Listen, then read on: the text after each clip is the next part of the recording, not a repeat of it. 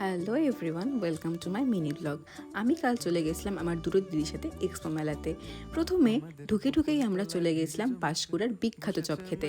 তারপর সেখান থেকে একদম চলে গেছিলাম রাইডের দিকে। আমি জানি না এক্সপোতে গেলে অন্যান্যদের কী ভালো লাগে, কিন্তু রাইডটা আমাকে অনেক বেশি টানে।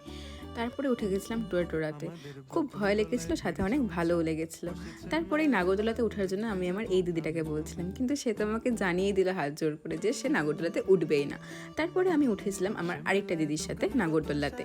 শেষে আমরা উঠতে পেরেছিলাম অনেক লাইনের পরে। আমি জানি না নাগরদোলাতে কার কেমন লাগে, কিন্তু আমার খুব ভালো লাগে।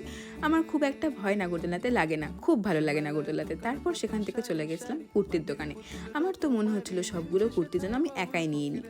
সেখান থেকে কুর্তি নিয়ে চলে গেছিলাম অন্য একটি দোকানে, যেখানকার জিনিসগুলো খুব ভালো লাগছিল। সেখান থেকে কয়েকটি জিনিস নিয়ে চলে গেলাম কানের দোকানে।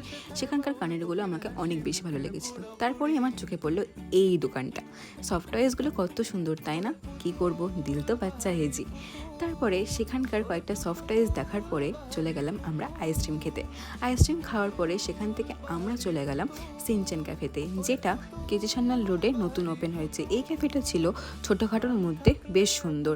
তারপরে আমি দেখে নিচ্ছিলাম এখানকার মেনু কার্ডটা সত্যি বলতে অনেক এফোর্ডেবল ছিল। তারপরে দেখে নিচ্ছিলাম যে কী খাবার অর্ডার দেওয়া যেতে পারে, বুঝতেই পারছিলাম না। তারপরেই আমরা অর্ডার দিয়ে নিয়েছিলাম গন্ধরাজ চিকেন মোমো, যেটা খেতে ছিল খুব সুস্বাদু এবং খুব জুসি। তারপরে এই খাবারটা খাওয়ার পরে আমরা অর্ডার দিয়েছিলাম জাম্পস অফ হেভেন। সত্যি বলতে এটাও খেতে খুব সুন্দর ছিল। তারপরে আমরা বাড়ি চলে এসেছিলাম। আজকের মতো এতটুকুই, টাটা।